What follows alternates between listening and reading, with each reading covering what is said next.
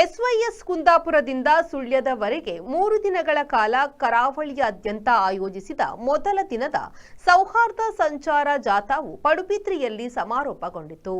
JCI ರಾಷ್ಟ್ರೀಯ ಸಲಹಾ ಸಮಿತಿಯ ವೈ ಸುಕುಮಾರ್ ಮಾತನಾಡಿ, ಒಬ್ಬರಿಗೊಬ್ಬರು ಪರಸ್ಪರ ಸ್ನೇಹ ಸಹಕಾರ ಮನೋಭಾವ ಬೆಳೆಸುವ ಮೂಲಕ ನಾವು ಭಾರತೀಯರು ಎಂಬ ನೆಲೆಯಲ್ಲಿ ಸಂಘಟಿತರಾಗಬೇಕು ಎಂದು ಕರೆ ನೀಡಿದರು. ಅದು ಸೌಹಾರ್ದತೆಯನ್ನು ಒಬ್ಬರಿಗೊಬ್ಬರಿಗೆ ಮಾತನಾಡುವುದರ ಮುಖೇನ ನಾವು ಇನ್ನಷ್ಟು ಶಕ್ತಿಯಾಗಿ ಬರಲಾಗ್ತದೆ. ಈ ಒಂದು ವ್ಯವಸ್ಥೆಯಲ್ಲಿ ಇವತ್ತು ಇಂಥ ಒಂದು ಯುವ ಸಂಘಟನೆ ಮಾಡತಕ್ಕಂಥದ್ದು ಬಹಳಷ್ಟು ಖುಷಿ ಪಟ್ಟಿದೆ.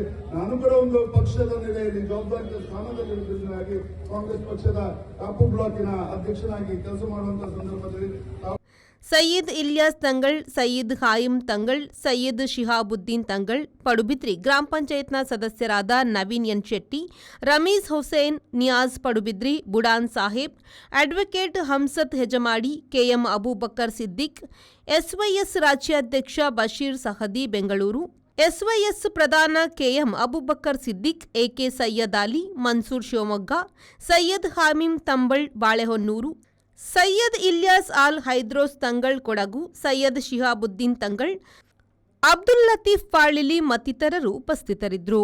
ರಕೀಬ್ ಕನ್ನಂಗಾರ್ ಸ್ವಾಗತಿಸಿದರು. ಕೆಎ ಅಬ್ದುಲ್ ರೆಹಮಾನ್ ರಜ್ವಿ ಕಾರ್ಯಕ್ರಮ ನಿರೂಪಿಸಿದರು. ರವಿರಾಜ್ ವಿ4 news Padubidri. Rice Spices started in the year 2019.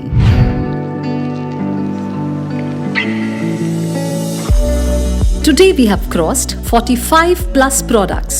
All our products are pure and natural without any adulteration. The products have authentic recipes. Process of preparation is also in a traditional way. We supply products to different supermarkets, retail shops, and we take up bulk orders for hotels and caterers.